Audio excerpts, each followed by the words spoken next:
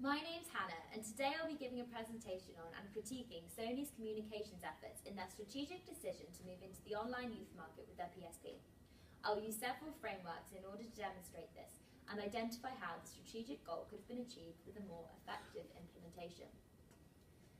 Sony wanted to move into the online youth market and launched a social media campaign featuring a viral video and an online blog. The campaign, called All I Want for Xmas is a PSP, was designed to appear as though two teenage fans were running it. The campaign generated a hugely negative response from the stakeholders, who were unaware that this was actually produced by Sony. Ultimately, Sony were communicating the exact same message to all of their stakeholders. However, the stakeholder salience model dictates that different types of stakeholder require different levels and styles of communication. For example, Cornelison suggests the more salient or prominent stakeholders have priority and so need to be actively communicated with more often.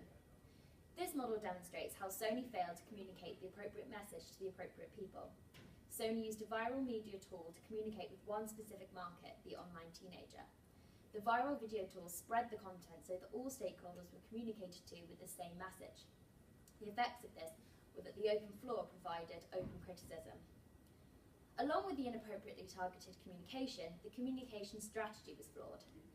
Mitzberg's 5 Ps for strategic communication demonstrates the essential components in designing a communication strategy. According to the model, a communication strategy must employ a plan, a ploy, a pattern, and more.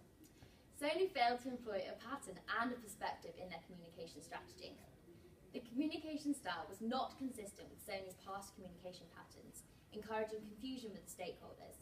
Furthermore, the concept of the campaign was not mutually understood between Sony and the stakeholder. Sony's perception was not the perception the public had. The alignment of a vision and a message is vital for a corporate communication strategy. Hatch and Schultz's model assesses the alignment between vision, culture, and image. The model theorizes that a misalignment between any of the combinations leads to confusion among stakeholders about the intentions and activity of the corporation. This model demonstrates that Sony's image was misaligned with their culture. The culture of Sony is to move people by inspiring and fulfilling the curiosity of its consumers innovatively. The image that the stakeholders received was a poorly designed campaign that had no name on, failing to inspire and fulfill any curiosity in the consumer. Sony failed to move into the online youth market with this campaign as a result of a flawed communication strategy which damaged their reputation. By incorrectly communicating with stakeholders, failing to adopt a sense of pattern and perspective in the communication strategy, and presenting a misaligned corporate culture and image, Sony's failure to communicate inappropriately led them to a failure in their strategy. Thank you.